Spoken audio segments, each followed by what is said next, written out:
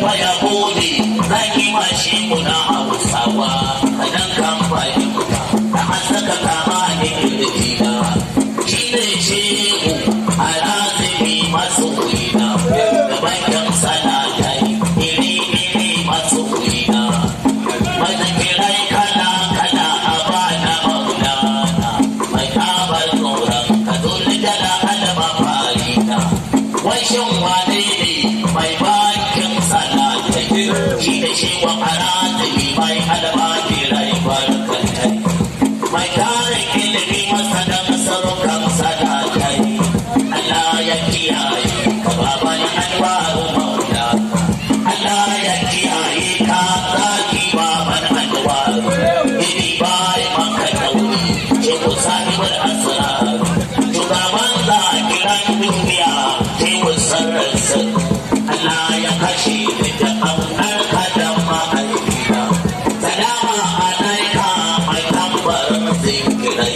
ki ga babanka kabiru kan dogarai ka yi mata lamuni ka buɗa mani sarfari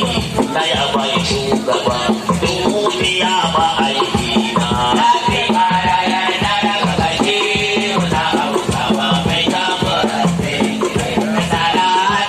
dan tsabar ƙaunarsa da Allah mafarina in ka yi ziyara wajen shehu masoyina zai ce karki abubuwan abokina kuma komai za ka kai dan Allah da manzuna kaga da farko bayan kun gaisa da shi gida zai ce karki abubuwa abokina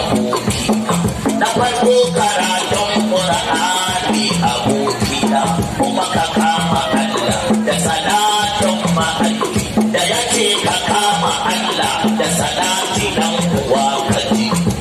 shi da ya kama shi ya san abin da yake ji a wannan da yake ji so yake yi kai ma kaji ya ce ka kama Allah da salatin ma'aiki ya ce mun kama Allah da salatin ma'aiki ya ce mun kama Allah da salatin ma'aiki